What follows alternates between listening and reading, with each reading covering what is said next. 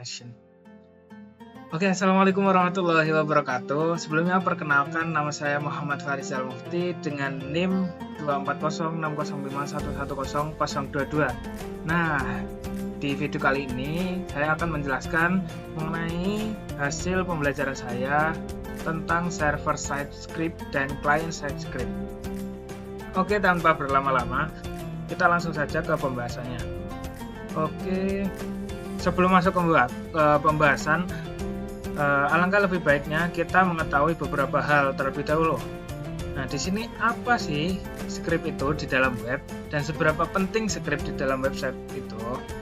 Nah, script web adalah kode yang digunakan untuk membuat website menjadi lebih dinamis dan lebih interaktif.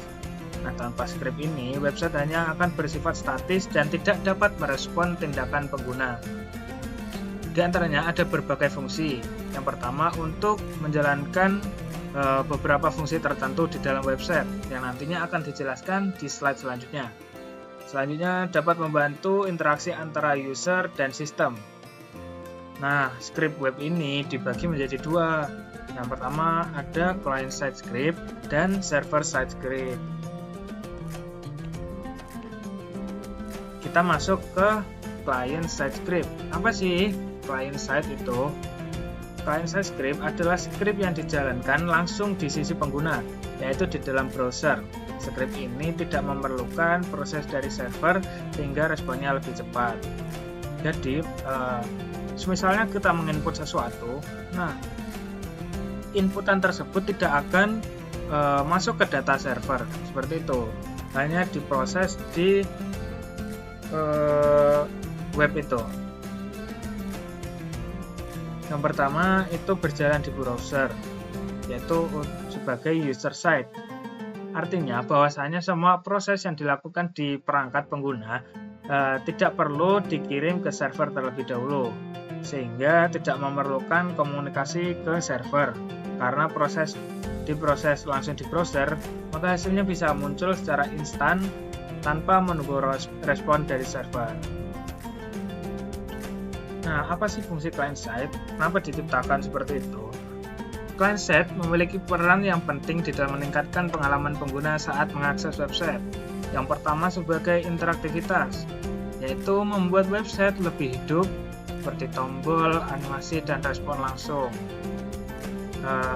Misalnya kita ada contoh untuk tombol klik untuk menghidupkan emoji. Nah, seperti itu kan membuat website akan menjadi lebih menarik. Yang kedua, di sini ada validasi input. Itu untuk mengecek data sebelum dikirim ke server. Misalnya form tidak boleh kosong. Nah, form tidak boleh kosong atau beberapa atribut yang tidak diperbolehkan seperti itu. Dan yang terakhir ada respons cepat. Jadi kita tidak perlu menunggu server sehingga hasilnya bisa langsung terlihat pada halaman saat itu juga. Nah, gimana sih cara kerja dari client side ini? Client side banyak digunakan dalam berbagai fitur yang sering kita temui sehari-hari di website. Yang pertama bisa digunakan sebagai form validation, sebagai cek input kosong atau salah. Nah, misalnya kita menginputkan nama untuk pengisian formulir. Nah, nama kan tidak boleh kosong. Sebelum kita melakukan submit ke dalam server, pastinya sistem akan mengecek lagi. Jadi client side itu digunakan untuk form validation, yaitu untuk mengecek input tadi udah benar atau belum, seperti itu. Yang kedua ada notifikasi langsung seperti alert. Dan yang terakhir ada interaksi tombol. Ketika kita klik nanti langsung muncul seperti respon. Misalnya ada respon emoji.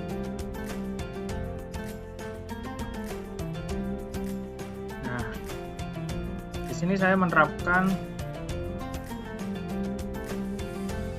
validasi nama dokumen kependudukan. Saya mengambil ini karena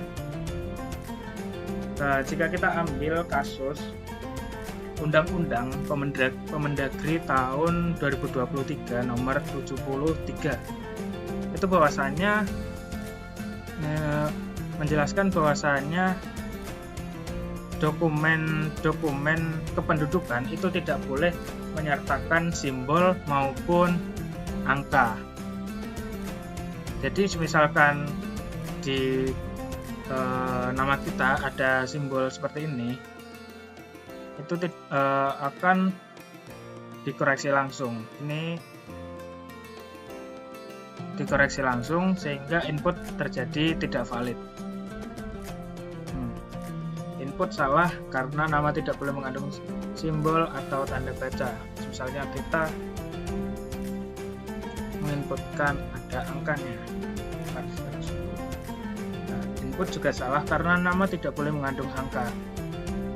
Atau kita input kosong. Input juga salah, nama tidak boleh kosong. Nah, output seperti ini tidak perlu kita sistem itu mengirim ke server terlebih dahulu. Ini cukup dilakukan di dalam web teman-teman ya. Jadi output ini bisa lebih cepat pastinya. Misalnya kita input yang benar.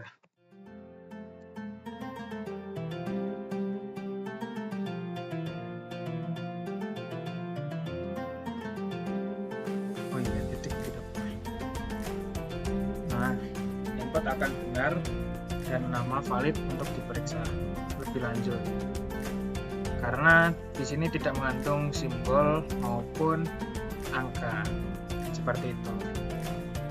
Kita lanjut ke server side. Apa sih server side itu?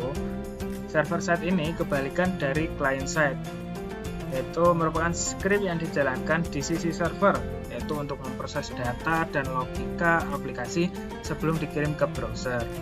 Berbeda dengan client side, proses ini tidak terlihat langsung oleh pengguna. Server side itu berjalan di server, dan semua proses dilakukan di server sebelum hasilnya dikirim ke browser pengguna. Yang mana di dalam server itu untuk mengolah data dan logika yang digunakan untuk menjalankan proses seperti login, perhitungan, dan pengolahan data dengan menggunakan bahasa PHP, Node.js, dan Python. Adapun fungsi dari server side. Di sini server side memiliki peran yang penting dalam mengelola data dan memastikan sistem berjalan dengan baik. Di antaranya yang pertama ada pemrosesan data, yaitu data dari user akan diproses terlebih dahulu sebelum ditampilkan kembali. Yang kedua ada manajemen database sebagai penyimpan untuk menyimpan, mengambil, dan mengelola data dari database. Dan yang terakhir ada keamanan sistem. Adapun beberapa data sensitif seperti password diproses di server agar lebih aman. Nah, ada beberapa contoh penggunaan server side. Server side banyak digunakan dalam sistem yang membutuhkan pengolahan data secara kompleks. Di antaranya yang pertama ada sistem login dan autentikasi pengguna. Yang kedua, penyimpanan dan pengolahan data user. Dan yang terakhir, ada proses transaksi seperti e-commerce. Selanjutnya ada demo server side.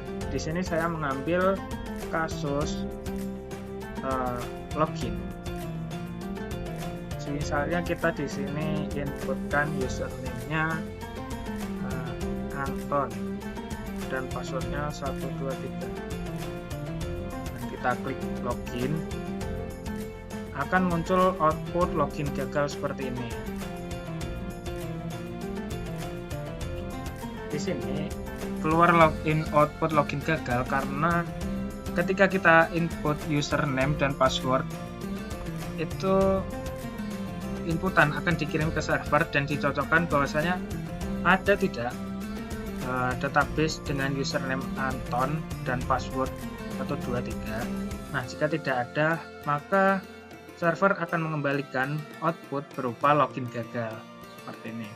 Jika terdapat database tersebut, maka akan bisa mengoutputkan login berhasil.